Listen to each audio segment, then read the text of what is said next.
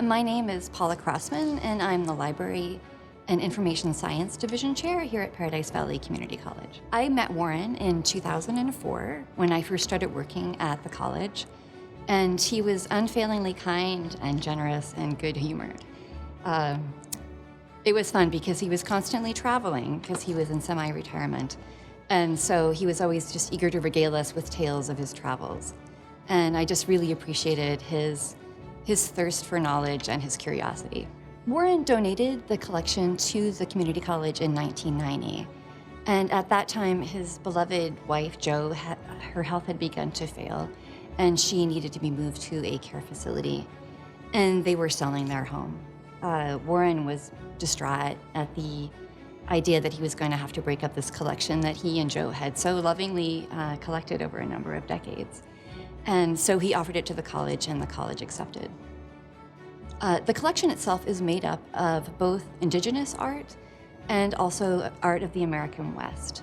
So we have almost 950 items in the collection, about half of which are currently on exhibit.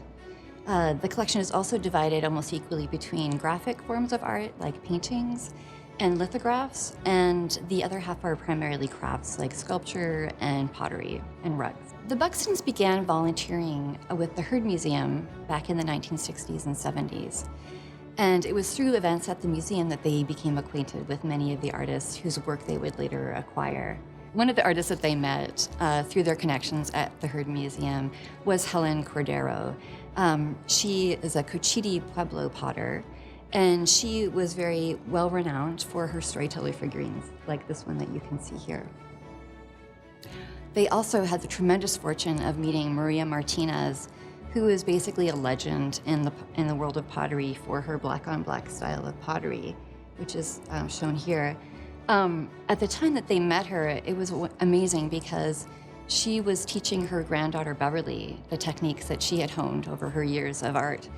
And at the time, Beverly was only 8 years old, and the Buxtons, because they loved encouraging young artists, bought several of Beverly's pieces as well.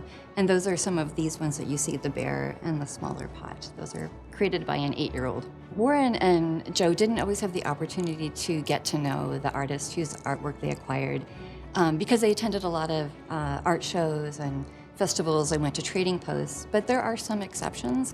One of those is that they met Mabel's son, who is a tremendous Maricopa potter. And through her, they also became acquainted with Barbara Johnson.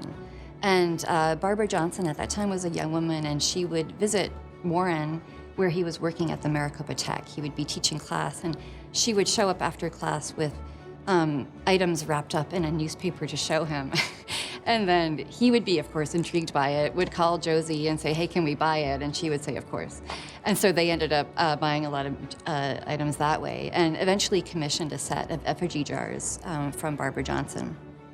Barbara Johnson tragically died in 1997, and Warren attended her funeral. And following that, he met Dorothea Sunn-Avery, who completed the set of effigy jars that her mother was not able to complete. The Buxtons really understood the value of nurturing and encouraging emerging artists. And so my hope is that our collection will ultimately expand and grow to include contemporary Indigenous artists so that we can make connections between the work of new artists and those of previous generations. The library has also embarked on a large project to digitize all of the archival documentation around the collection. So we hope to create more context for the items that we have the great fortune to have here, and to be able to share that knowledge with others. This includes brand new photography of all of the items in the collection, and also archiving all of the documents around their acquisition. Ultimately, we'd like to reimagine how we exhibit our collection. We hope to rotate items in and out of the collection and provide more context so that visitors will linger longer and understand more about the artists who created these amazing work. The artwork that we have may be perceived differently by both Indigenous and non-Indigenous visitors. And so we want to be cognizant of that as we think about how to display that artwork in our space. We want to reflect our students' rich cultural heritage and to enhance a feeling of belonging in our spaces. The college's mission is to attend not only to our students' formal education, but also to their informal education, what we call in the higher ed world as cultural capital. And essentially that just means providing exposure to those elements of culture that broaden and enlighten us, namely the arts and literature.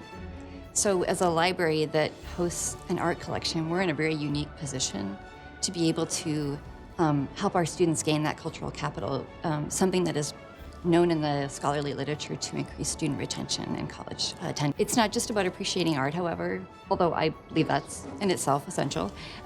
It's also about cultivating a sense of curiosity about the world, that when we have that curiosity, it engages our empathy. And by doing that, we build community. And that's kind of at the heart of what a community college is intended to do.